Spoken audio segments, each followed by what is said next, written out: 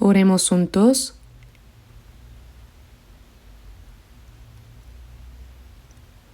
Padre Dios misericordioso que nos amas, nosotros que te habíamos dado la espalda y vivido en pecado, merecíamos recibir tu ira y tu juicio. Pero por tu gran amor y misericordia, nos amaste primero cuando aún no te conocíamos. Jesús tomó sobre sí la maldición y el juicio que nos correspondían y con su preciosa sangre derramada limpió nuestros pecados para siempre, asegurando que nunca más recibamos juicio ni maldición. Señor, te damos gracias de todo corazón por permitirnos comprender la grandeza y maravilla de tu gracia y por habernos salvado.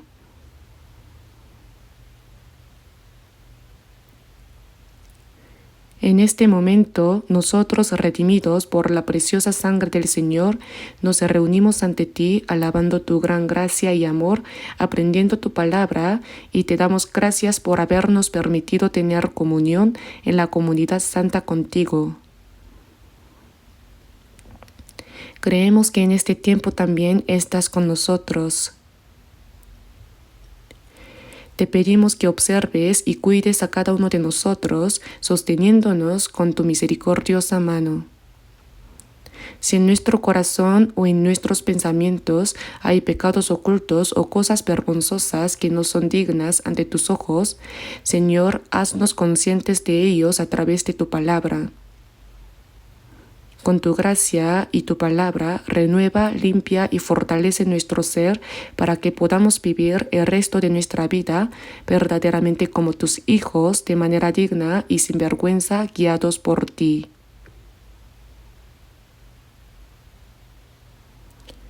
Señor, llena aún más con tu gracia, tu palabra y el poder del Espíritu Santo a todas nuestras iglesias en todo el país, a las muchas iglesias que tenemos alrededor del mundo y a todos los hermanos y hermanas que mantienen la fe y predican el Evangelio aún en medio de dificultades. Que testifiquen con valentía tu Evangelio, guiando a muchas almas perdidas a ti para que sean salvas. Y guía más plenamente a los hermanos y hermanas que ya han sido salvados para que se mantengan firmes en tu palabra y vivan cumpliendo tu voluntad y gloria. Señor, que nos das la palabra que necesitamos en el momento oportuno y nos enseñas el camino por el cual debemos andar, te pedimos que también en esta hora nos ayudes a comprender más profundamente tu palabra, la cual deseas revelarnos y que podamos entender con claridad tu santa y perfecta voluntad. Que el Señor tome control y gobierne nuestros corazones y toda nuestra vida, guiándonos para que podamos vivir verdaderamente como hijos dignos tuyos. En este momento, que el Espíritu Santo nos guíe plenamente. Oramos en el nombre de nuestro Señor Jesucristo. Amén.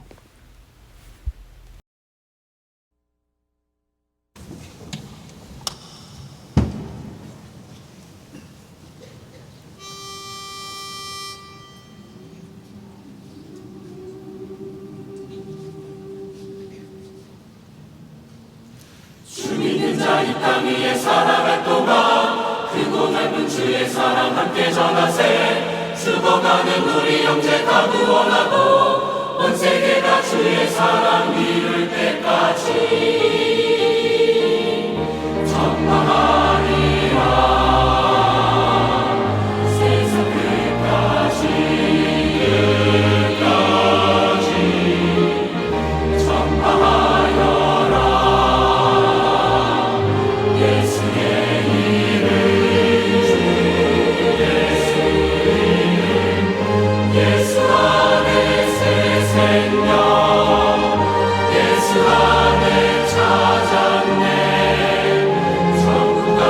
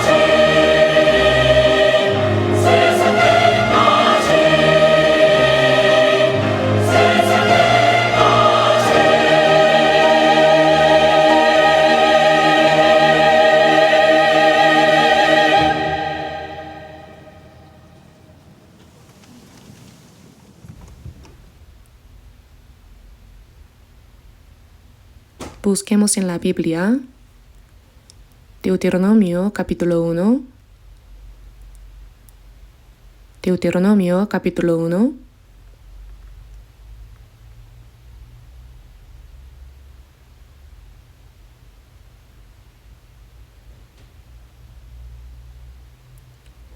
Deuteronomio capítulo 1, versículos 30 al 32.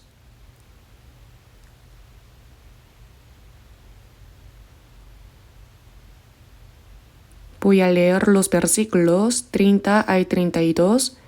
Deuteronomio capítulo 1, versículo 30. Jehová vuestro Dios, el cual va delante de vosotros, Él peleará por vosotros, conforme a todas las cosas que hizo por vosotros en Egipto delante de vuestros ojos. Y en el desierto has visto que Jehová tu Dios te ha traído, como trae el hombre a su hijo, por todo el camino que habéis andado, hasta llegar a este lugar. Y aun con esto no creísteis a Jehová vuestro Dios.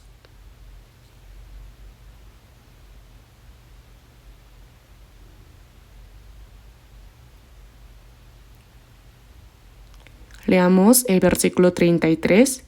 Quien iba delante de vosotros por el camino para reconoceros el lugar donde habíais de acampar con fuego de noche para mostraros el camino por donde anduvieseis y con nube de día. Hasta aquí. Como les dije la semana pasada, con el título de La vida que permanece en el Señor, quiero dar la cuarta enseñanza. La vida del cristiano nacido de nuevo es, en pocas palabras, una vida que permanece en el Señor. En San Juan capítulo 15, versículo 3 se dijo: Y a vosotros estáis limpios por la palabra que os he hablado, permaneced en mí y yo en vosotros. Así como el pámpano está unido a la vid, se dijo: Yo soy la vid, vosotros los pámpanos. La vid y los pámpanos no pueden separarse, es una relación absoluta para dar fruto. Los cristianos renacidos deben primero conocer con exactitud a través de la palabra qué significa que la vida cristiana sea una vida que permanece en el Señor.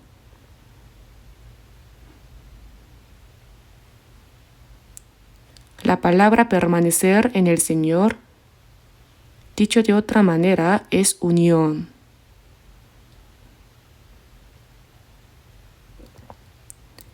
En San Juan capítulo 14, versículo 20, en aquel día vosotros conoceréis que yo estoy en mi Padre y vosotros en mí y yo en vosotros. Aquel día es el día en que fuimos salvos.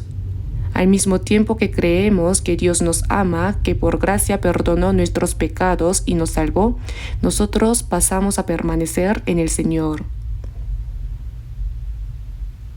En aquel día vosotros conoceréis que yo estoy en mi Padre y vosotros en mí y yo en vosotros.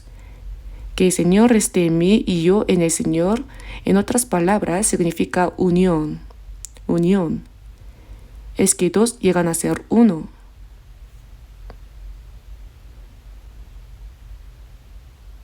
En el matrimonio yo suelo oficiar bodas y dice: así que no son ya más dos, sino una sola carne.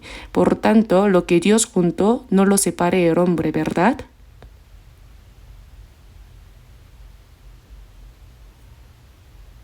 Dos personas, dos diferentes personalidades, ahora se han encontrado y han llegado a ser uno. Dentro de la ley del amor se han hecho uno y ahora comparten alegrías y penas, comparten el destino y viven juntos. Eso es ser uno. Cuando fuimos salvos, el Señor y nosotros llegamos a ser uno. El Señor en mí y yo en el Señor. Esto no se puede separar. Esto no es fácil de entender de inmediato, pero es real. Y además es algo secreto.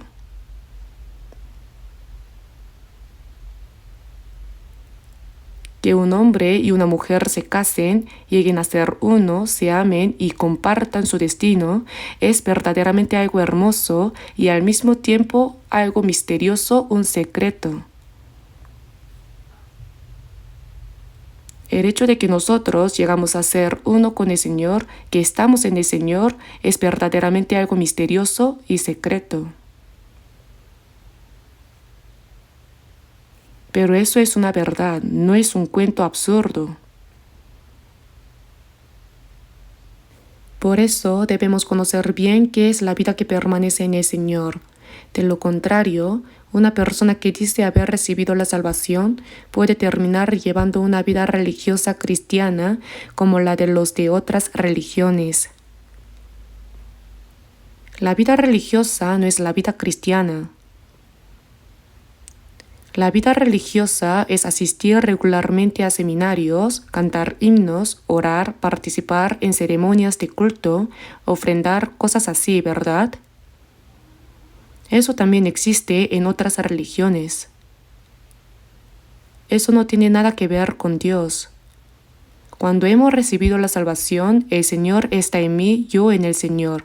Hemos sido unidos al Señor y ahora es una vida de vivir junto con el Señor. Debemos saber qué es eso y en la práctica vivir realmente esa vida de estar con el Señor, vivir en el Señor.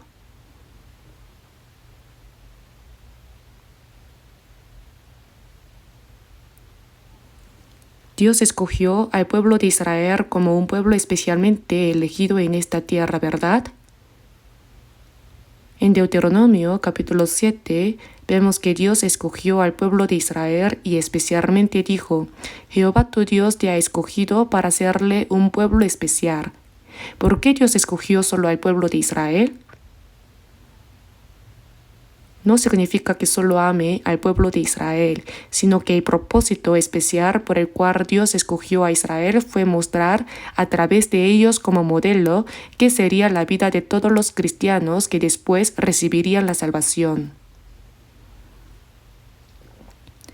Pero el pueblo de Israel, aunque era el pueblo que Dios escogió especialmente en esta tierra, el pueblo escogido, el pueblo elegido, su servicio a Dios fue muy débil. Fue muy corto. En lugar de servir a Dios y vivir conforme a la voluntad de Dios, ellos bajaron a Egipto para escapar del hambre en la tierra de Canaán y vivieron allí como esclavos de los egipcios.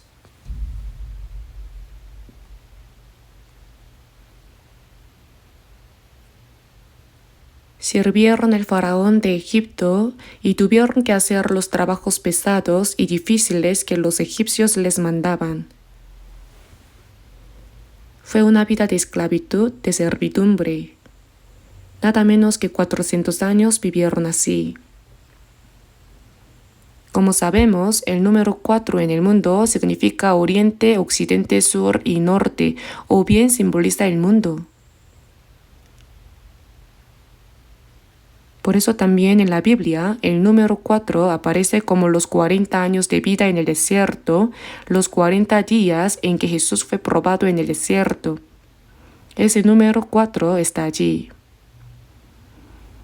Dicen que incluso los prisioneros no quieren ir a la celda número 4. Es curioso, ¿verdad? No es que sea el carácter chino 4 que representa la muerte, pero aún así. De todas formas, en la Biblia, especialmente el número 4, simboliza el número del mundo, el número del sufrimiento. El pueblo de Israel, siendo el pueblo que Dios escogió, en lugar de servir a Dios, servía al faraón de Egipto, y en lugar de vivir dentro de la gracia y la bendición de Dios, vivían esclavizados por los egipcios y recibían todo tipo de sufrimientos, nada menos que 400 años. ¿Qué nos enseña eso? Eso nos fue mostrado como un gran modelo. En Génesis capítulo 1 versículo 27 vemos que después de que Dios creó todas las cosas, al final al hombre, y creó Dios al hombre a su imagen, a imagen de Dios lo creó, ¿verdad? Entre todas las criaturas que Dios creó, el único que fue creado a la imagen de Dios es el hombre. La imagen de Dios no se refiere al cuerpo, sino a nuestro espíritu, el espíritu. Esto significa que Dios hizo al hombre como un ser espiritual igual a Dios. Por eso en San Juan capítulo 4 versículo 24 dice, Dios es espíritu, el carácter chino que significa espíritu. Y además puso en nosotros un espíritu como el de Dios. Dios creó al hombre a su imagen para que fuera su compañero, para que fuera su hijo, para heredar su herencia, para servirle y para participar de su gloria, es decir, para hacerlo semejante a él. ¿No es algo asombroso?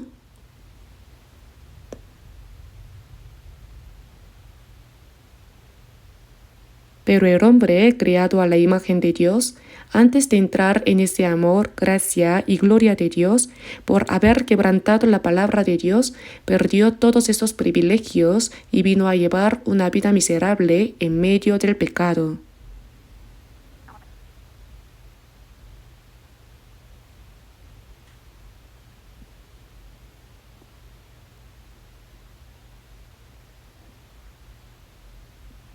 El pueblo de Israel era el pueblo elegido, pero al bajar a Egipto, en lugar de servir a Dios, sirvieron al faraón y en lugar de disfrutar la libertad y la paz que Dios les daba, vivieron como esclavos en Egipto y sufrieron todo tipo de dolores.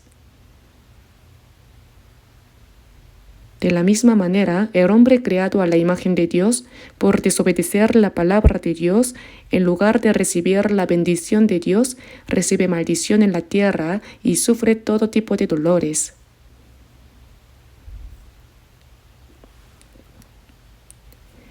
Por eso, los 400 años de la dolorosa vida de esclavitud del pueblo de Israel en Egipto son una representación reducida en forma de modelo de todos los hombres que apartados de Dios sirven al diablo, son esclavos del pecado y sufren todo tipo de dolores tal como sufrió el pueblo de Israel.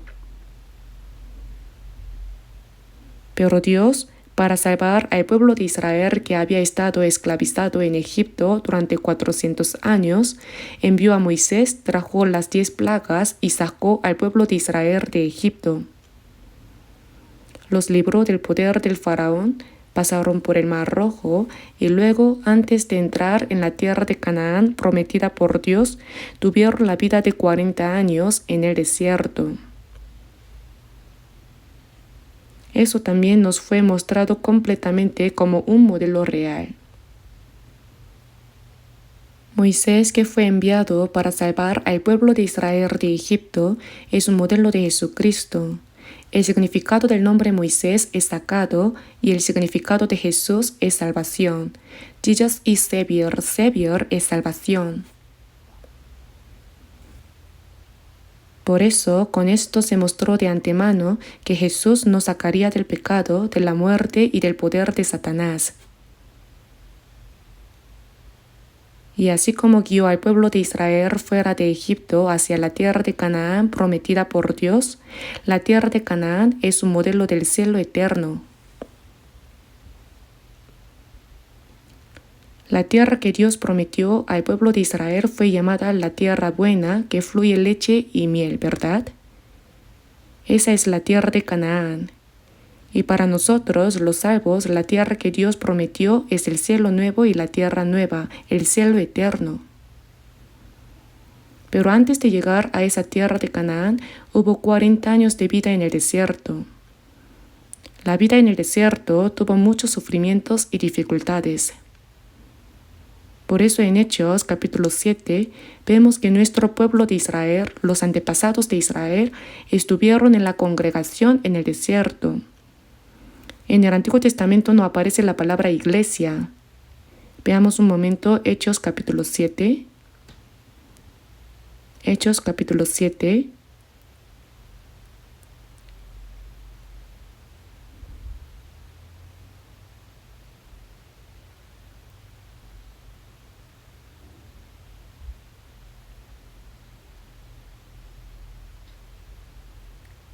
Hechos capítulo 7, versículo 38.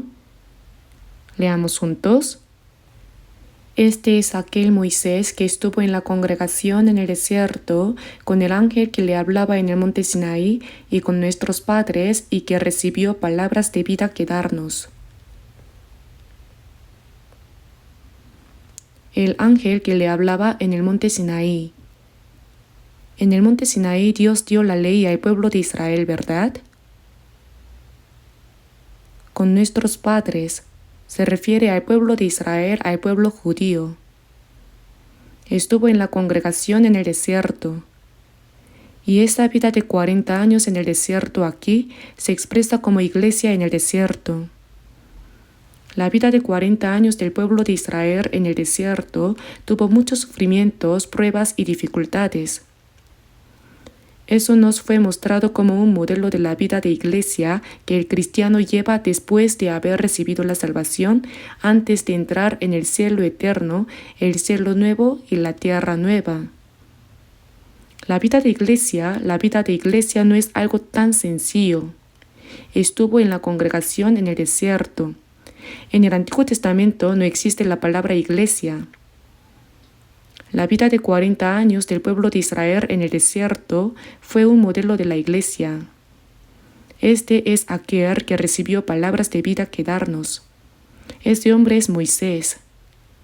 Moisés sacó a Israel de Egipto, los guió en el desierto y los condujo hasta la tierra de Canaán.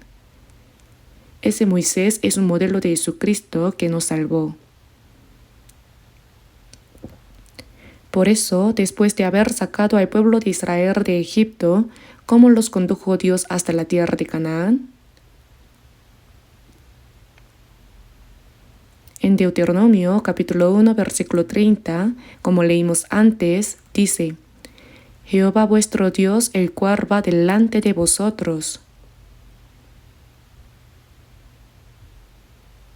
Dios guió al pueblo de Israel desde Egipto hasta Canaán y lo hizo delante de sus ojos.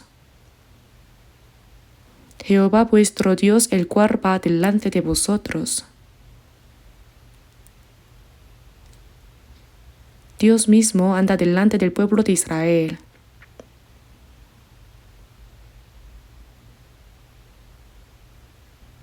Del mismo modo, cuando nosotros recibimos la salvación, Dios no nos dice simplemente, bueno, nos vemos en el cielo y nos deja abandonados. No. Él permanece con nosotros hasta que entremos en el reino de los cielos. Nos guarda, nos protege y nos guía. Por eso la Biblia dice que Él va delante de nosotros. Sí, Él va delante de nosotros. Y dice, Jehová tu Dios te ha traído como trae el hombre a su hijo. Así como un padre carga en brazos a su hijo amado, Dios cargó y sostuvo al pueblo de Israel. La vida en el desierto, después de haberlos sacados de Egipto, fue una vida en la que Dios mismo los llevaba en sus brazos, amándolos, protegiéndolos, guardándolos y ayudándolos. Por todo el camino que habéis andado hasta llegar a este lugar, Dios continuó guiándolos. Sin embargo, en el versículo 32 dice, y aún con esto no creísteis a Jehová vuestro Dios. El pueblo de Israel olvidó la gracia de Dios que los había sacado de Egipto. Además, durante todo el trayecto hacia la tierra de Canaán, no creyeron en que Dios los guardaba, los llevaba en brazos como un padre a su hijo y andaba delante de ellos. Esto resulta una gran contradicción.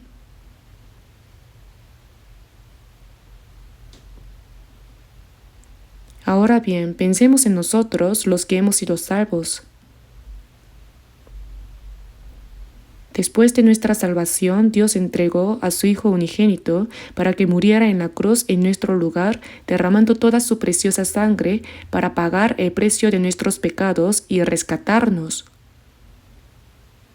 ¿No somos entonces seres sumamente valiosos para Dios? Si un hombre rico vendiera todas sus posesiones para adquirir un solo objeto, aquel sería lo más precioso en toda su vida. De la misma manera, para Dios no existe nada más valioso que su Hijo unigénito. Aquel que es igual a Dios mismo fue enviado en forma humana. Ese santo y justo murió en la cruz cargando el pecado del mundo, derramando toda su preciosa sangre para salvarnos. El propósito por el cual el Señor nos salvó es llevarnos al cielo eterno. Pero antes de entrar allí tenemos la vida de iglesia. Y esta vida de iglesia es de suma importancia porque es el proceso en el que Dios elimina el resto equivocado en nosotros, nos ejercita y nos entrena a fin de hacernos personas dignas de entrar en el reino de Dios y participar de su gloria. Esa vida de iglesia es sumamente importante. La vida en el desierto del pueblo de Israel fue un modelo de ello. Sin embargo, la Biblia dice que los israelitas olvidaron la gracia de Dios y no creyeron que Él los cargaba y los guiaba. ¿Cómo es posible eso? Es como los hijos que después de haber sido engendrados, criados y cuidados con sacrificio por sus padres, terminan olvidando esa gracia. Y a veces apenas algo no les agrada, se rebelan diciendo, ¿por qué me trajeron al mundo? ¿O qué han hecho por mí? Qué incomprensible es esa actitud.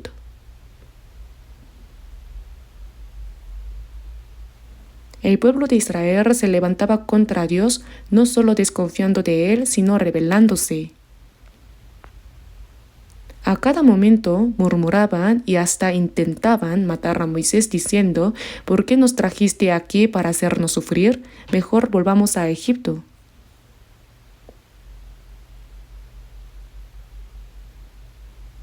Pero ¿cómo volver? Entre Egipto e Israel estaba el Mar Rojo. Cuando lo atravesaron fue porque Dios mismo los hizo pasar, pero después de eso jamás podrían cruzarlo de nuevo por sí mismos. Ninguno de los que quisieron volver pudo entrar en Canaán. Todos murieron en el desierto. Esto nos deja una lección muy importante. Los salvos deben vivir agradecidos por la gracia de Dios con la esperanza de la gloria y del reino eterno que Él nos ha prometido.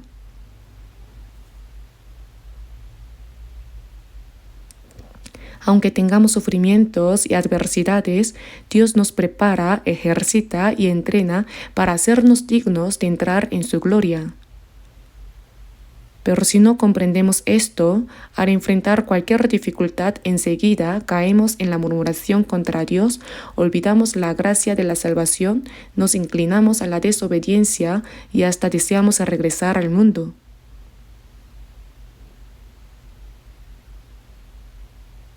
El pueblo de Israel, los que intentaron volver al mundo, ninguno pudo regresar. Todos murieron en el desierto. A los que intentaron volver a Egipto, Dios los ejercitó en el desierto hasta que murieron todos. Por eso los que intentaron volver a Egipto murieron todos, y solo entraron en la tierra de Canaán los que nacieron en el desierto, los que llegaron a ser una nueva generación. Esto muestra que únicamente los que han renacido por la gracia de Dios, los que han sido renovados en la vida cristiana, los que son dignos de entrar en el cielo nuevo y la tierra nueva, los que han sido entrenados son los que Dios lleva a su reino.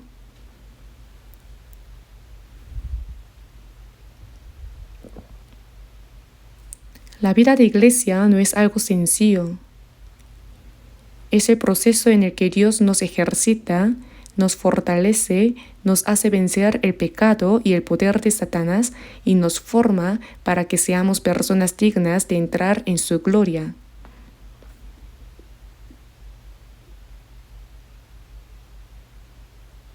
Sin embargo, los salvos apenas tienen alguna dificultad, empiezan a quejarse diciendo, ¿por qué Dios me da sufrimiento y me hace pasar por dificultades? Y así murmuran, desobedecen y desean volver al mundo. En 2 de Timoteo, capítulo 3, versículo 4 dice, amadores de los deleites más que de Dios. También hay personas así. Y está escrito, y aun con esto no creísteis a Jehová vuestro Dios. Si lo pensamos superficialmente, podríamos decir, ¿cómo es posible? Dios los libró de Egipto con gran poder, los hizo pasar por el Mar Rojo, los guardó y los guió en el desierto, y quería darles la tierra de Canaán que había preparado para ellos. Pero ellos, sin saber esto, murmuraban en el desierto, desobedecían y querían volver a Egipto.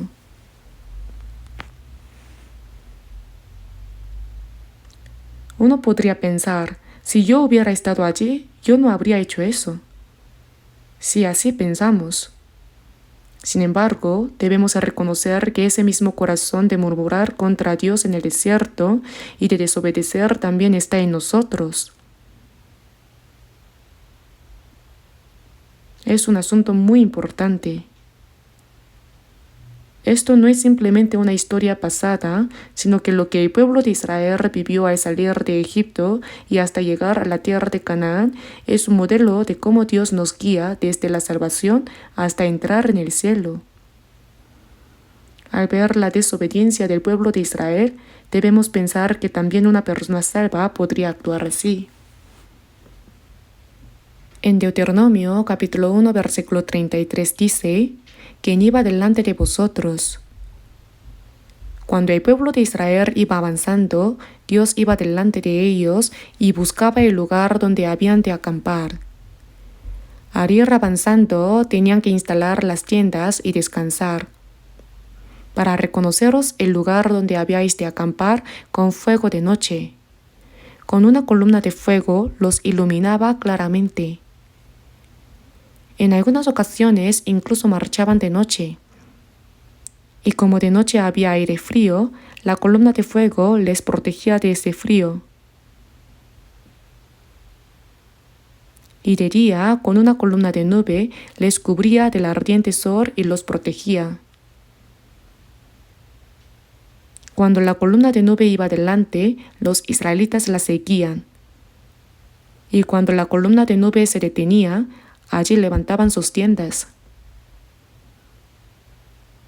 Si permanecía varios días, un mes, incluso 2 meses, mientras la columna de nube permanecía, allí instalaban sus tiendas. Y cuando la columna de nube se levantaba y avanzaba, ellos la seguían. Él los protegía, los ayudaba, los guardaba y los guiaba. Era la manifestación de la presencia de Dios, mostrando que Dios estaba con ellos. De hecho, durante 40 años los guió con la columna de nube y con la columna de fuego. Dios estaba con ellos, protegiéndolos, guardándolos y guiándolos. Y al ver eso, realmente se puede entender cuánto ama Dios a las personas, cuánto cuida y se apega a su pueblo que ha salvado.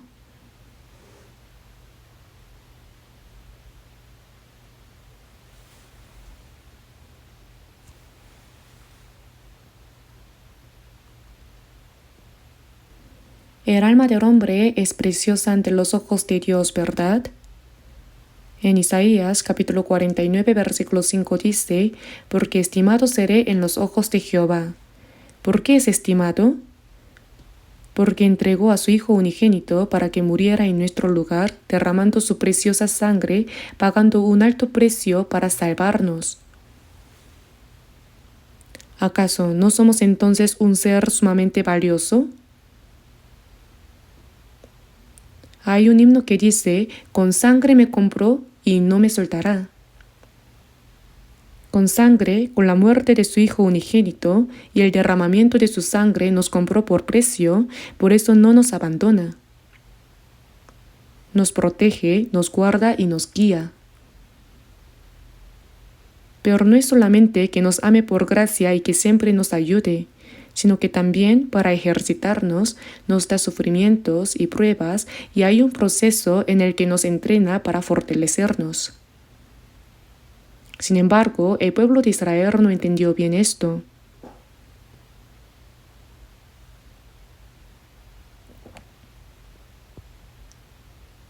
En el Salmo capítulo 119 versículo 105 dice, lámpara es a mis pies tu palabra y lumbrera a mi camino. Después de habernos salvado hasta que vayamos al cielo, el Espíritu Santo está con nosotros y Él nos guía por medio de la palabra de Dios. En una noche oscura, si no hay lámpara, no se puede encontrar el camino. La palabra del Señor es lámpara a mis pies y lumbrera a mi camino. Con la palabra del Señor nos muestra el camino por donde debemos andar. La palabra del Señor, esa preciosa palabra, ilumina mi camino y mi fe. Hasta que entremos en aquel reino, Él nos guarda y Dios nos guía. Y ahora, veamos un momento Éxodo.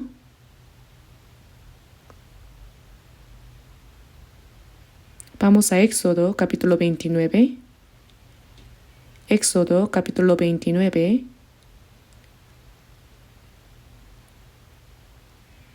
Versículos 45 y 46.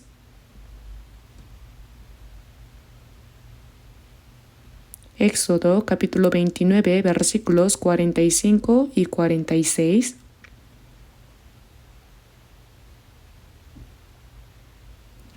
Y habitaré entre los hijos de Israel y seré su Dios. Y conocerán que yo soy Jehová su Dios, que los saqué de la tierra de Egipto para habitar en medio de ellos. Yo Jehová su Dios.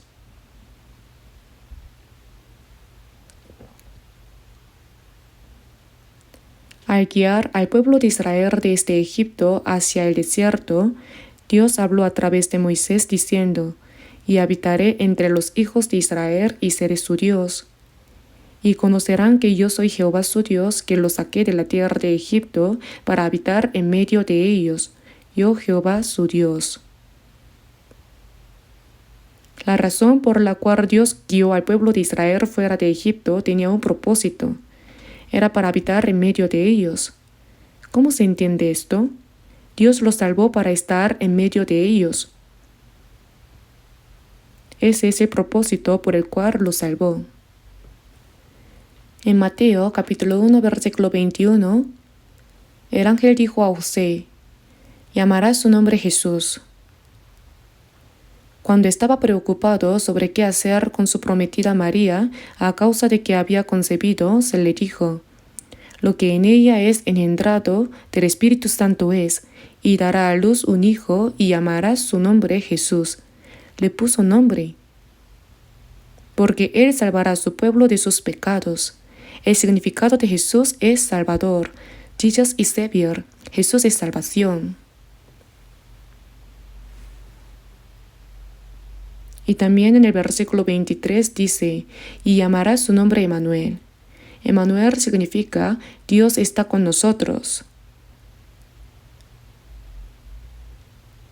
God with us, ¿verdad? Dios está con nosotros, Emmanuel. Nos salvó para estar en medio de nosotros. ¿Qué piensan? ¿No es asombroso? No es como decir: ya que fuiste salvo, nos vemos en el cielo, hazlo bien. No. Desde el día en que fuimos salvos hasta que entremos al cielo, Él está con nosotros. Nos protege, nos guarda, nos guía y nos ayuda. ¿No es verdaderamente asombroso? Dios está con nosotros.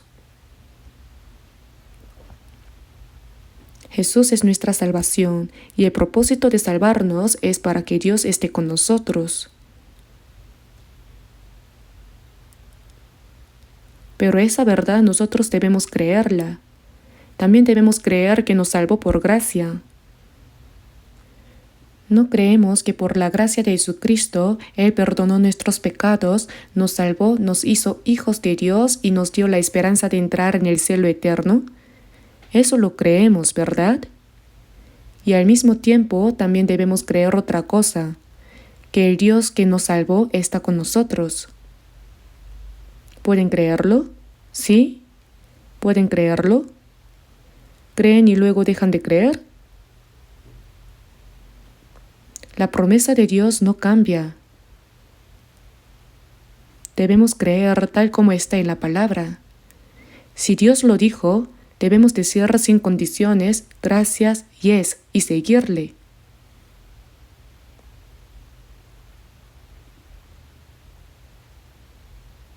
Pero algunos, cuando enfrentan alguna dificultad en su vida, dicen: ¿cuándo está Dios con nosotros? Si Dios está conmigo, ¿por qué tengo estos sufrimientos y dificultades? Pero no es así. El pueblo de Israel tenía a Dios con ellos y aún así, ¿cuántas aflicciones tuvieron en el desierto? ¿Acaso no estaba Dios con ellos? Sí estaba con ellos. No solo nos salva del poder del pecado y de la muerte, sino que también en el resto de nuestra vida en esta tierra, Dios está con nosotros, nos protege, nos alimenta, nos guarda y nos guía.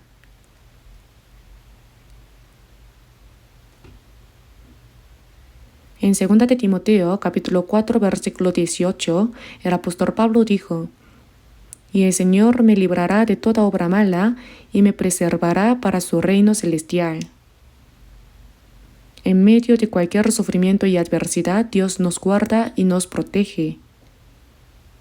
¿Cuántos muchos sufrimientos tuvo el apóstol Pablo? Después de que Pablo fue salvo, hasta el final, cuando fue a Roma, predicó el Evangelio y finalmente fue decapitado hasta ese momento.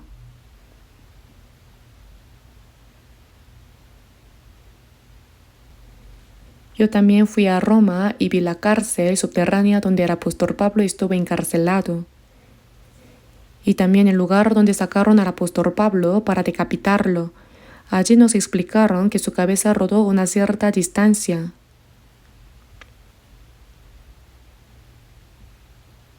Después de ser salvo y en medio de la evangelización, en 2 de Corintios capítulo 11 dice: «En trabajo y fatiga, en muchos desvelos, en hambre y sed, en muchos ayunos, en frío y en desnudez».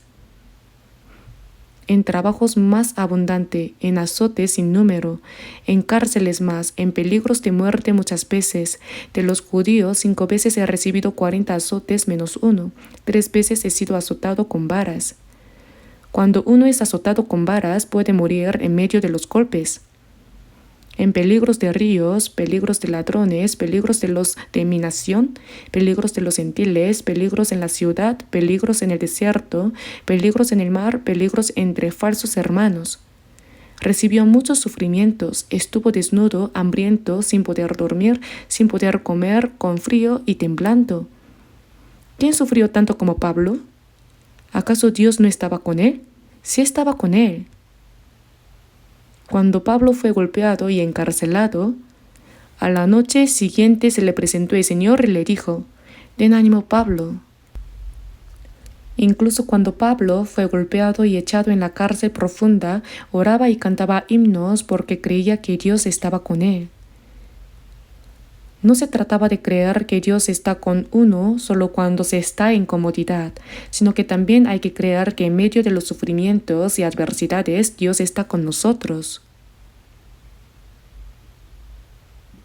Hay un propósito por el cual se nos dan esos sufrimientos.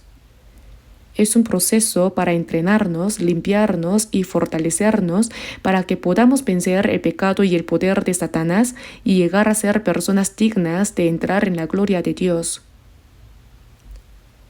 Pero sin comprender esto, cuando surge un pequeño problema, nos quejamos diciendo: ¿por qué Dios me ha dado este sufrimiento? Y tratamos de huir según nuestro propio deseo. Eso no es fe. La palabra de Dios no cambia ni un ápice sin importar las dificultades o adversidades. Eso es lo que significa creer. Hasta que entremos en el reino de Dios, desde el día en que fuimos salvos hasta que lleguemos al cielo, Dios está con nosotros, incluso en medio de cualquier sufrimiento o adversidad. Incluso al morir, Él está con nosotros. Vamos a mirar brevemente 1 de Corintios capítulo 10. 1 de Corintios capítulo 10.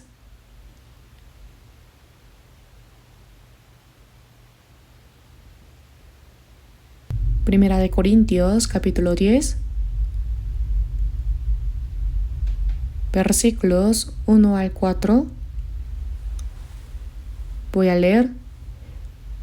1 de Corintios capítulo 10 versículos 1 al 4. Porque no quiero, hermanos, que ignoréis que nuestros padres todos estuvieron bajo la nube y todos pasaron el mar. Y todos en Moisés fueron bautizados en la nube y en el mar. Y todos comieron el mismo alimento espiritual, y todos bebieron la misma bebida espiritual, porque bebían de la roca espiritual que los seguía, y la roca era Cristo.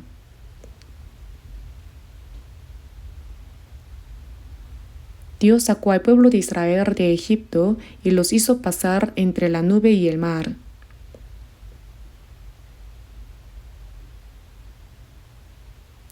Atravesaron el mar Rojo y luego Dios los protegió. Y todos en Moisés fueron bautizados en la nube y en el mar, mostrando que Dios estaba con ellos. Todos comieron el mismo alimento espiritual, y todos bebieron la misma bebida espiritual, porque bebían de la roca espiritual que los seguía, y la roca era Cristo.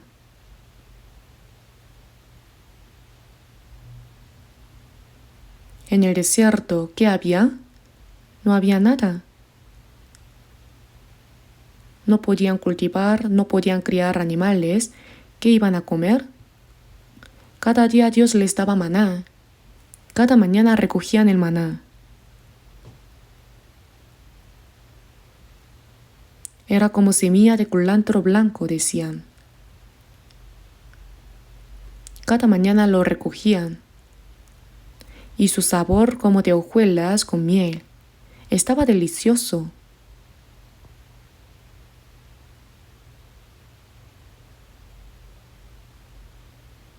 ¿Qué golosinas les gustan a los niños?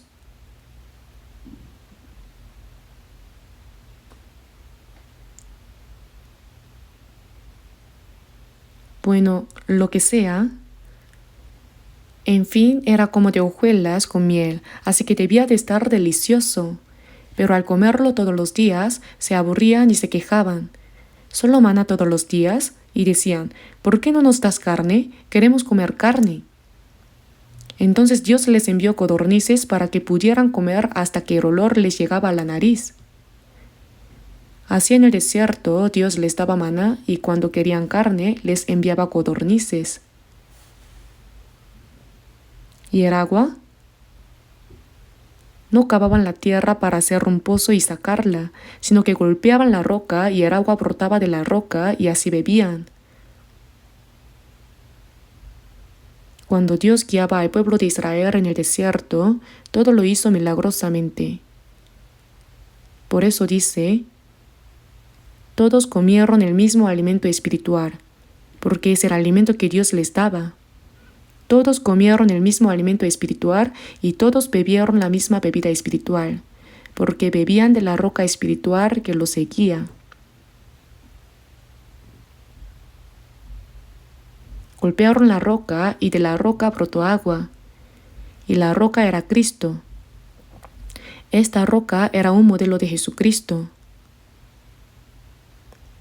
No solo que Jesús murió en la cruz y con su sangre perdonó nuestros pecados, sino que así como la roca se rompió y brotó agua, por la gracia del Señor, Él nos guía. Después de ser salvos, tenemos dos cosas que Dios nos da.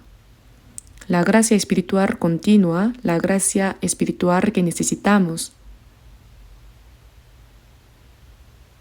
La persona salva no vive solo de comer, ni solo de beber agua.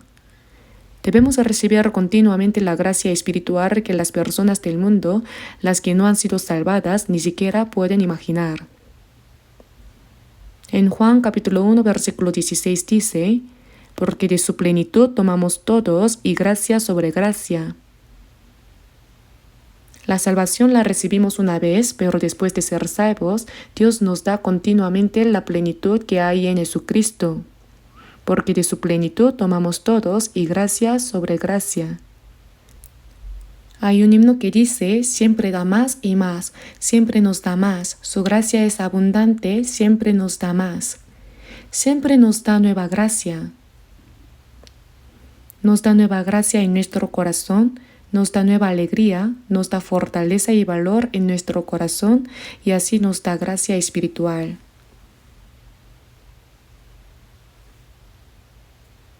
También nos da bebida espiritual, refrescando nuestro corazón.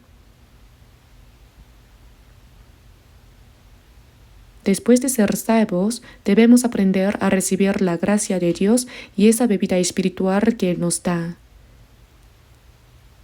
¿Es todo lo que nos da? No. También nos provee alimento para nuestro cuerpo.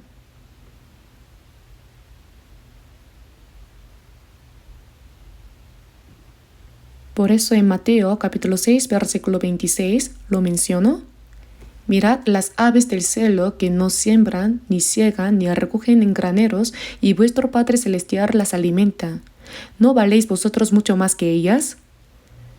Las aves del cielo no siembran, ni ciegan, ni recogen en graneros, pero Dios las cuida. Y Él dice a los salvos, ¿no valéis vosotros más que las aves? También está escrito, considerad los lirios del campo como crecen, no trabajan ni hilan, pero os digo que ni aun Salomón con toda su gloria se vistió así como uno de ellos.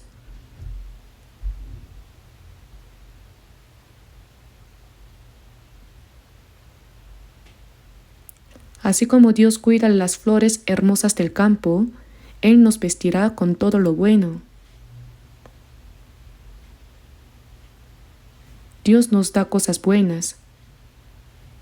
Ahora vamos a ver San Mateo capítulo 6. Debemos buscarlo, capítulo 6, versículo 30.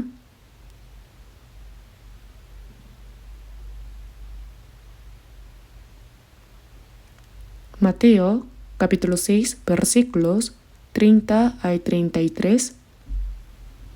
Leamos juntos. Y si la hierba del campo que hoy es y mañana se echa en el horno, Dios la viste así, ¿no hará mucho más a vosotros, hombres de poca fe? No os afanéis pues diciendo, ¿qué comeremos o qué beberemos o qué vestiremos? Porque los gentiles buscan todas estas cosas, pero vuestro Padre Celestial sabe que tenéis necesidad de todas estas cosas. Mas buscad primeramente el reino de Dios y su justicia, y todas estas cosas os serán añadidas.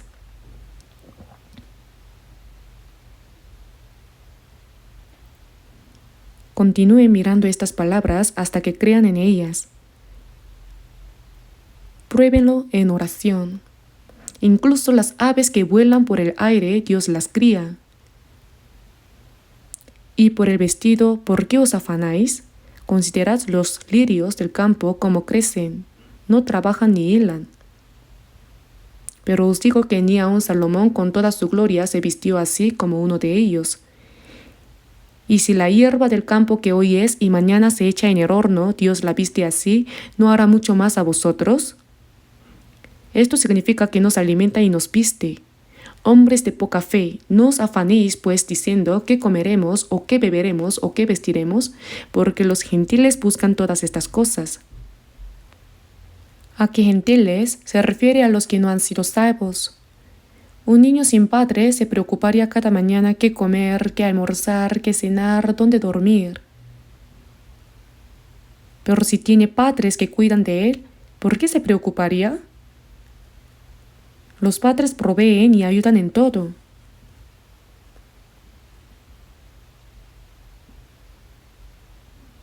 Dios, quien creó todo el universo, es nuestro Padre. ¿No hará mucho más a vosotros, hombres de poca fe? Aunque han recibido la salvación, en la vida diaria no tienen fe en depender de Dios. Les respondió diciendo, hombres de poca fe. No os afanéis, pues, diciendo, ¿qué comeremos, o qué beberemos, o qué vestiremos? Porque los gentiles buscan todas estas cosas. Pero vuestro Padre Celestial, es decir, el Padre que está en el cielo, sabe que tenéis necesidad de todas estas cosas. Decir sabe no significa que Dios se hará responsable. Los padres saben todo lo que el niño necesita. comida, ropa, un lugar para dormir, lo saben incluso mejor que ese niño. Vuestro Padre Celestial sabe que tenéis necesidad de todas estas cosas. Decir sabe significa que se hará responsable. Pero hay una condición. No lo da de manera incondicional. Leamos juntos el versículo 33. Más buscad. Leamos juntos. Más buscad primeramente el reino de Dios y su justicia, y todas estas cosas os serán añadidas. Más buscad primeramente. La palabra primeramente. ¿Cuál es la cosa que debemos poner en primer lugar en nuestra vida? No debemos pensar en qué comeremos, qué vestiremos, cómo viviremos, cuánto dinero podremos ganar bien, sino lo primero que debe estar en la mente de un cristiano, la prioridad de la vida, ¿qué es? Es Dios, para la voluntad y la gloria de Dios.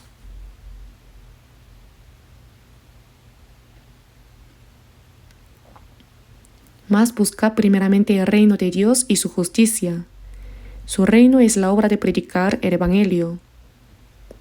La mayor obra que hace Dios es sacrificar a su Hijo unigénito, perdonar eternamente los pecados con su sangre y que ese Evangelio sea predicado para salvar las almas que irían al infierno.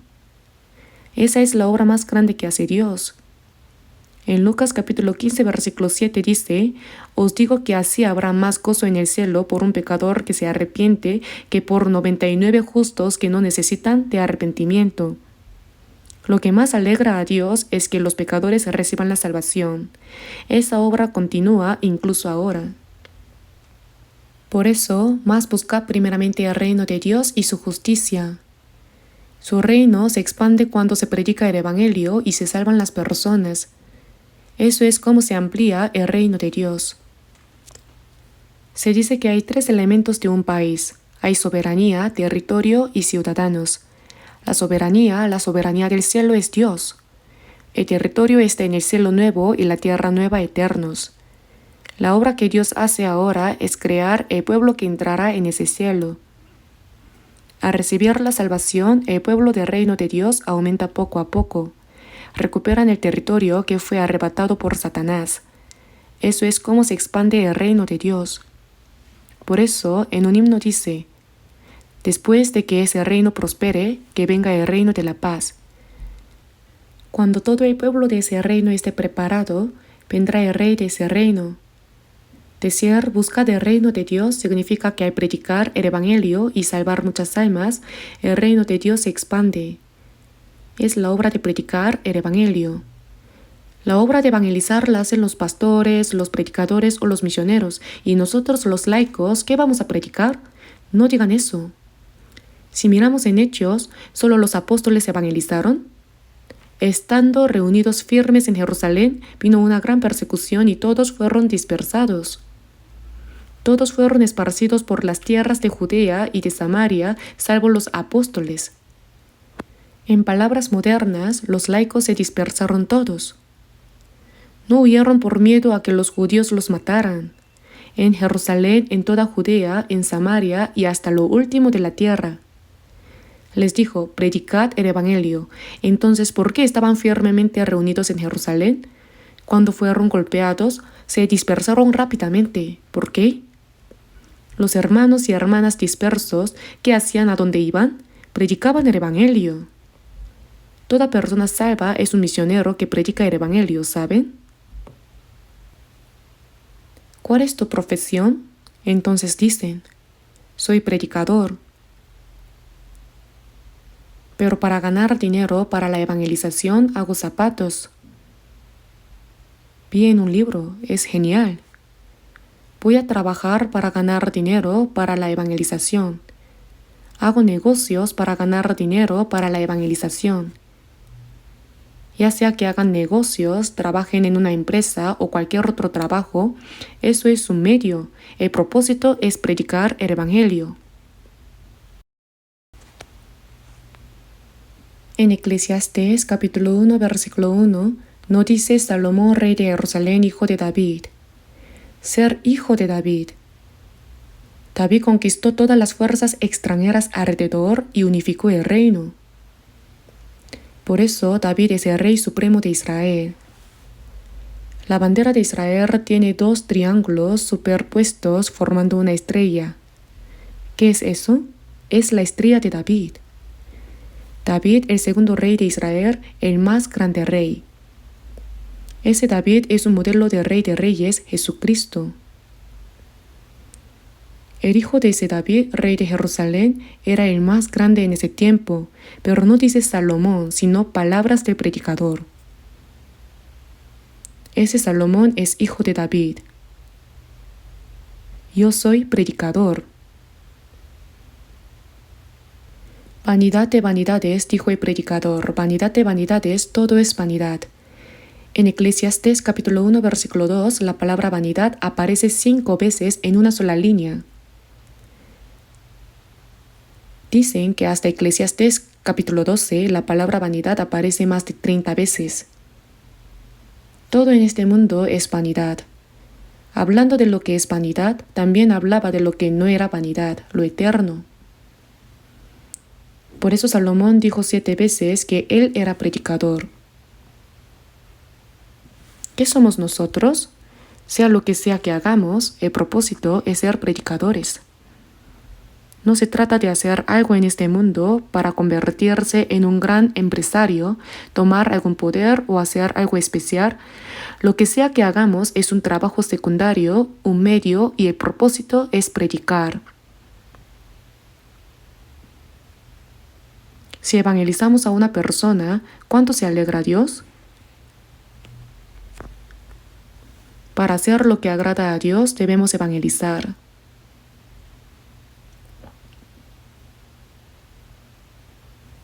Por eso, el reino de Dios significa predicar el evangelio.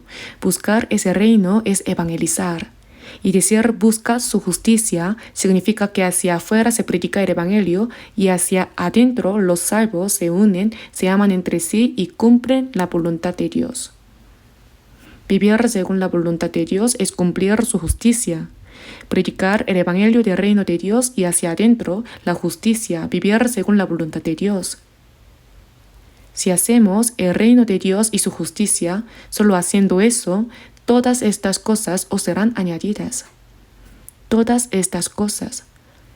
Lo que nuestro cuerpo necesita nos lo da como extra. Si creen esto, de hecho les irá bien.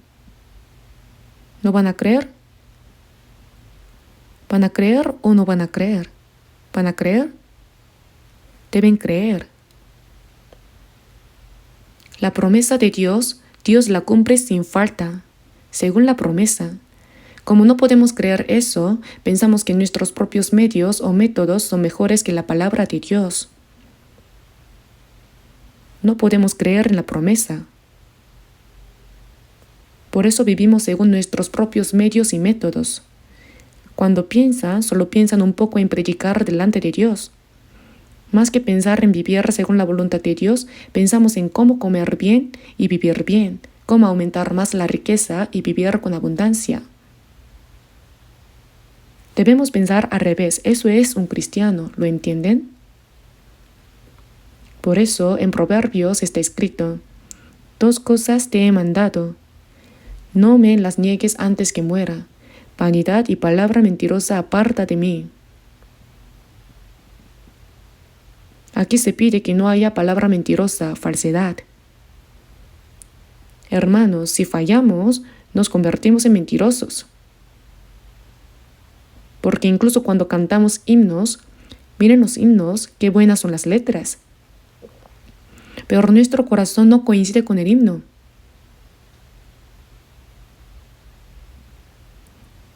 Te amo más que antes. Pero en el corazón hay algo que se ama más que al Señor, entonces es mentira. En el Salmo capítulo 33, versículo 1 dice, en los íntegros es hermosa la alabanza. Debemos hacer un himno honesto. Si cantamos algo que no está en nuestro corazón, ese himno también se convierte en mentira. De la misma manera, Dios escucha la oración verdadera. Podemos recitar oraciones de corrido que no están en nuestro corazón. Eso es mentira. Te amo más que antes. Si cantamos ese himno, Dios dice, para. ¿Cuándo me amaste?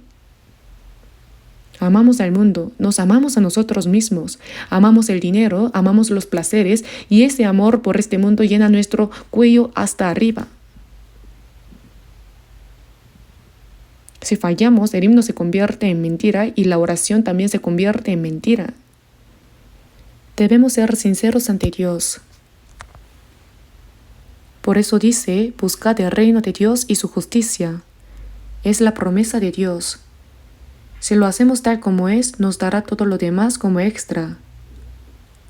Si solo pensamos en el reino de Dios, en predicar el Evangelio y en vivir según la voluntad de Dios, lo siguiente que necesitemos, Dios lo proveerá todo por sí mismo.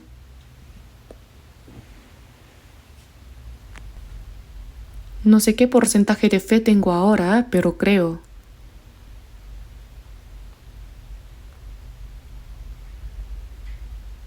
Por eso ante Dios probablemente no sea obediencia al 100%, pero intento acercarme a la palabra de Dios.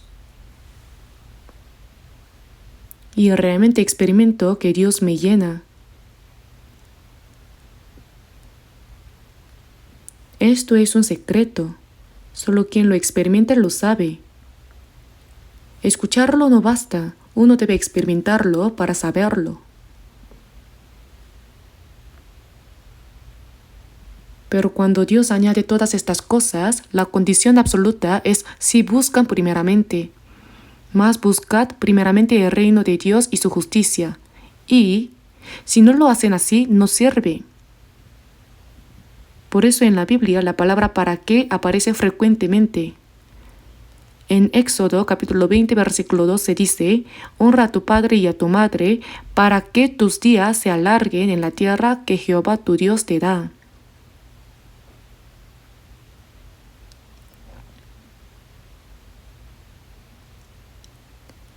En Deuteronomio capítulo 29 versículo 9 también dice, guardaréis pues las palabras de este pacto y las pondréis por obra para que prosperéis en todo lo que hiciereis. ¿Para qué? Si no lo hacen así, no sirve.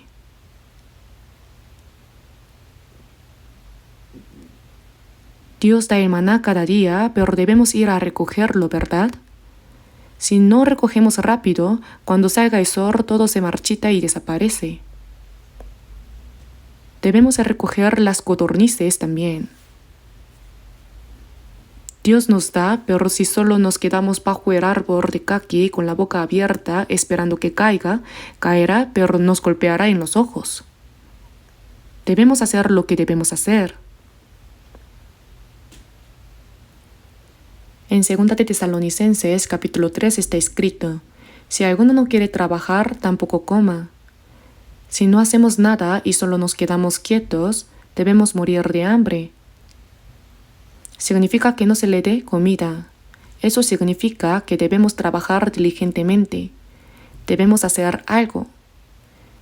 Por eso cuando hacemos lo que debemos hacer, lo primero es buscar el reino de Dios y su justicia, y después Dios nos da todo lo demás como extra. Debemos reflexionar en nuestra experiencia.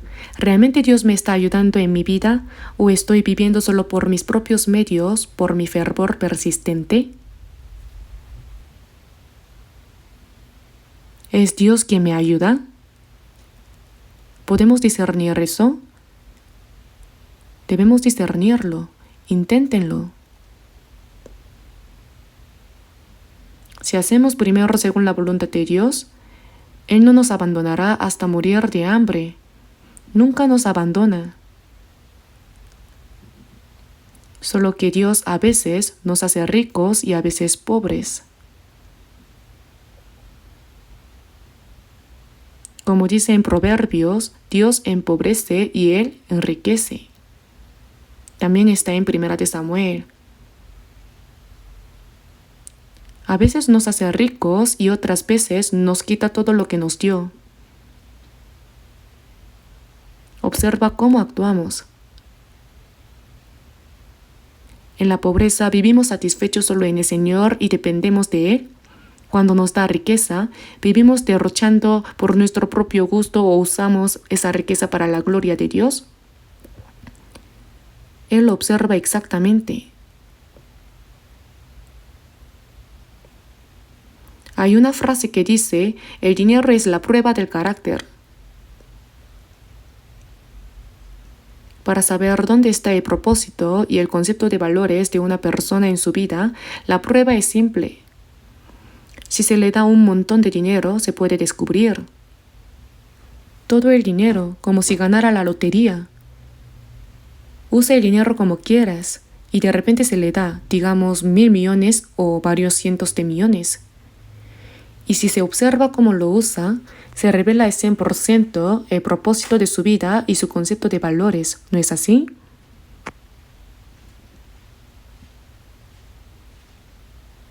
Cuando consigue todo ese dinero dice, ¡wow! Ahora mi destino se ha abierto. Cuando el destino se abre, se vuelve egoísta.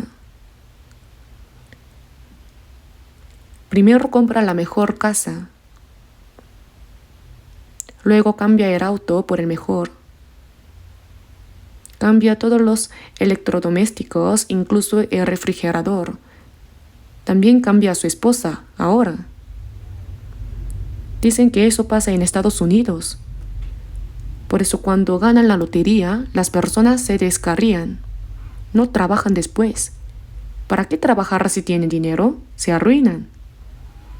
Si no saben cómo gastar el dinero, mueren ahogados en su propia riqueza. Entonces, el concepto de valores de esa persona es solo eso. Si uno tiene dinero, debe preocuparse. ¿Cómo usarlo de la manera más valiosa? Para el Señor, para el Evangelio, ¿cómo usarlo de la manera más valiosa? La persona que sabe cómo usarlo de la manera más valiosa es alguien cuyo propósito y concepto de valores en la vida son claros.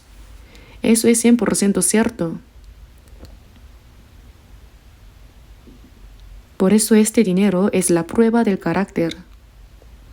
Al ver cómo alguien gasta el dinero, se puede saber. Si alguien tiene algo de dinero y lo gasta como quiera, se puede ver. No es correcto.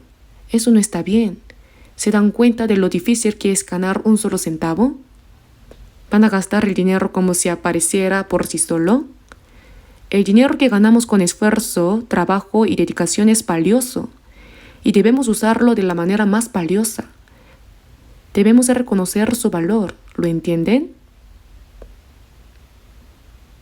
Creo que nuestros hermanos y hermanas realmente saben usar de la manera más valiosa las cosas y riquezas que poseen. El año pasado participamos en la misión mundial. Para la misión mundial saben que la oficina de la Asamblea General está en la iglesia de Seúl, ¿verdad? Tenemos nuestra oficina de la Asamblea General. Hay hermanos que se encargan únicamente de esa oficina.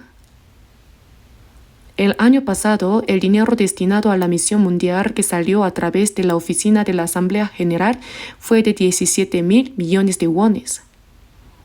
En realidad salió mucho más de dinero que eso. ¿Pero obligamos a dar ofrendas? No, no lo hacemos. A principios de año, al inicio, vuelvan a decidir su diezmo, decidan su aporte a la misión, se anuncia varias veces y luego durante el tiempo de sermón no se les exige dar ofrendas. ¿Pero acaso no dan ofrendas? Lo hacen incluso mejor. Sin decirles, lo hacen bien. No hay ninguna dificultad en participar en la misión mundial. Actualmente estamos predicando el Evangelio en 82 países. Ahora en África, Rusia y varias regiones difíciles de otros países, la misión está siendo manejada desde la iglesia de Seúl. En la misión mundial, aunque lo siento decir, Estados Unidos tampoco coopera bien. Japón tampoco, Europa tampoco. Es realizada completamente por la iglesia de Corea. Sin embargo, se hace sin ninguna dificultad. ¿Cómo? Porque nuestros hermanos y hermanas de la iglesia han crecido mucho. ¿Lo saben? Cuando se juntan los niños, Solo pelean entre ellos y no hacen nada útil. Nuestra iglesia, al principio, cuando la fe era joven, al juntarnos hacíamos mucho ruido, cada uno imponía su opinión, decían, hay que hacer esto, y al verlo mi corazón temblaba. Me preocupaba pensando, ¿qué peleas más surgirán? Ahora nada de eso ocurre, todo es tranquilo. Cuando se hace algo, todos siguen al instante de manera ordenada. La fe ha crecido mucho. ¿Y cuál es la tarea más importante que debemos hacer? La misión mundial, en 82 países. Hay más de 1000 iglesias en el mundo. Además de nosotros, habrá muchas organizaciones misioneras, pero por más que busquen, no creo que haya ninguna que lo haga tan activamente como nosotros. Hermanos, eso se hace de manera natural. Se está haciendo de manera natural, porque la iglesia ha crecido tanto. No es que haz esto y lo hacen, sino que es algo que los cristianos deben hacer, por eso lo hacen naturalmente. Participan. Estoy muy agradecido. Porque saben cuál es el propósito de la vida del cristiano, cuál es la prioridad más importante. Se dice, más busca primeramente el reino de Dios y su justicia. Entonces el reino de Dios y su justicia se cumplen. El evangelio de ese reino se predica, se cumple la voluntad de Dios y después Dios se encarga de la vida carnal de los cristianos que hacen esto y también les da el alimento espiritual. Luego Dios provee todo lo que sea necesario. Si solo hacemos lo que debemos hacer, ¿pueden ustedes creer que Dios nos dará todo lo que necesitamos? En mi casa tengo una pecera pequeña. Antes tenía una pecera grande, pero ahora ya no. Solo tengo una pequeña, en la que crío pequeños peces llamados guppies. Pero ahora se ha multiplicado muchísimo. Les doy de comer todos los días. Cuando enciendo la luz para darles comida, se amontonan y se agitan todos. Vienen a alimentarse. Les doy en abundancia, de manera que puedan comer muy bien, incluso a los alevines más pequeños. Algunos acaban de nacer y son diminutos como polvo, pero nadan muy bien, son sorprendentes. Les doy de comer una vez al día. Si siento que sería bueno darles un poco más por la tarde, se los doy otra vez. Luego, cada pocos días, les suministro oxígeno y limpio la pecera.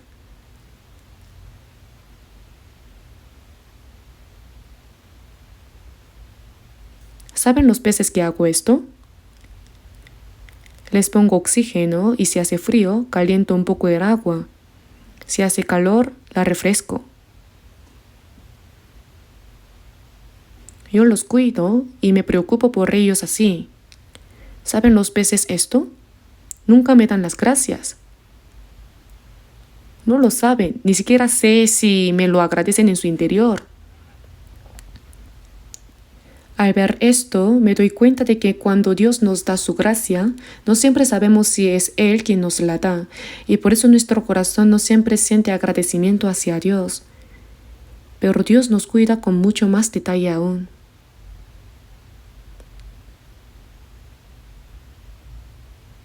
En Mateo capítulo 10, versículo 30, Dios dice, pues aún vuestros cabellos están todos contados.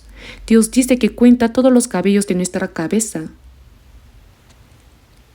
En el Salmo capítulo 147 dice, Él cuenta el número de las estrellas, a todas ellas llama por sus nombres. ¿Acaso Dios no sabe cuántas estrellas ha creado? Las cuenta a todas. Yo no puedo contar ni mis cabellos ni mis pestañas. ¿Acaso Dios se queda sin nada que hacer y solo cuenta cabellos? ¿Qué significa esto? Dios conoce mi situación mejor que yo mismo. Está en el himno, mas yo sé a quien he creído y es poderoso para guardarme, y en ese día glorioso iré a morar con él. Mas yo sé a quien he creído. Dios conoce todas mis circunstancias más que yo mismo, y es poderoso para guardarme. Pero hay una condición: si busca primeramente el reino de Dios y su justicia. obedeced según la voluntad de Dios. Si así lo hacen, prosperarán en todo lo que hacen. Si así lo hacen, todas estas cosas os serán añadidas. Si no lo hacen, no sirve de nada. Dios da todas las cosas buenas a quienes obedecen. Si vivimos conforme a la voluntad de Dios y obedecemos, en nuestras palabras podríamos decir que nos va bien, realmente. Pero si no, incluso los cristianos que han recibido la salvación sufrirán. Si viven según sus propios medios y métodos, a veces Dios les quita todo. Vive a tu manera una vez. No puedo dar detalles específicos, pero hay un hermano que trabajó mucho y ganó mucho dinero, se volvió rico. Sin embargo, ante Dios era muy tacaño. No mostraba interés en predicar el Evangelio. ¿Qué pasó? Dios lo dejó fracasar completamente. Incluso perdió su casa. No sé si lo notó o no. Pero si no se da cuenta, Dios puede quitarle todo lo que tiene. ¿Lo entienden? Dios puede dar abundancia y también pobreza. Por eso debemos poner nuestra esperanza en el Dios que nos da generosamente todo. Veamos brevemente Romanos capítulo 8, versículo 32. Romanos capítulo 8. Romanos capítulo 8, versículo 32.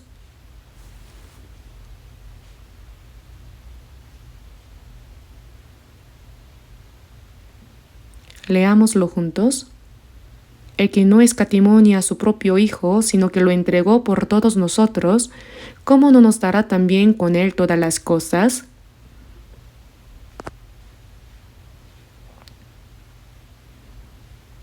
Cuánto amor y gracia hay en que Dios no escatimó ni a su propio Hijo, sino que lo entregó por todos nosotros hasta la muerte. Y si Dios no escatimó ni a su propio Hijo, sino que lo entregó por todos nosotros, ¿cómo no nos dará también con él todas las cosas?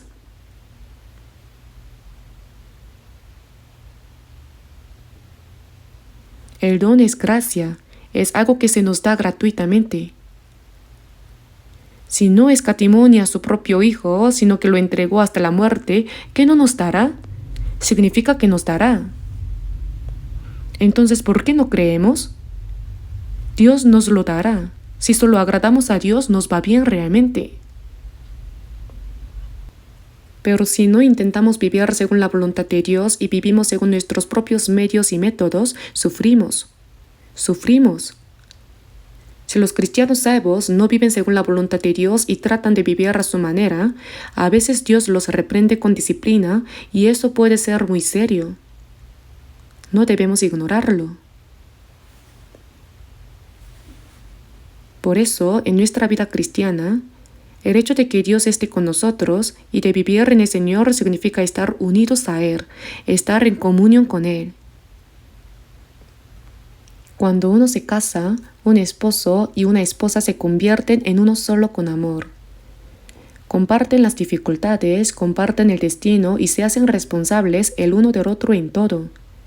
Cuando recibimos la salvación, nosotros y el Señor nos hemos hecho uno. Vivimos según la voluntad del Señor y Él se hace responsable de todo en nosotros. Eso es vivir en el Señor. El título del sermón de hoy, La vida que permanece en el Señor, no lo puse por casualidad. Significa estar unidos al Señor y compartir nuestro destino con Él. Si vivimos según su voluntad, Él se encargará de todo en nosotros. Y si le agradamos y seguimos la voluntad de Dios, Él nos dará todas las cosas buenas sin escatimar nada. Si comprendemos la vida que permanece en el Señor y vivimos según su palabra, nuestro corazón siempre estará lleno de alegría y gratitud. Debemos experimentar realmente que Dios está con nosotros en nuestra vida diaria. No es un Dios lejano, sino que está siempre con nosotros, contando incluso cada cabello de nuestra cabeza, conociendo todo. Debemos creer que ese Dios nos guarda y nos protege. Y si actuamos solo según la voluntad de Dios, Él se hará responsable de todo lo nuestro. Eso es lo que significa vivir en el Señor. Hoy se nos ha ido el tiempo mientras compartía la palabra, así que me detendré aquí. Oremos.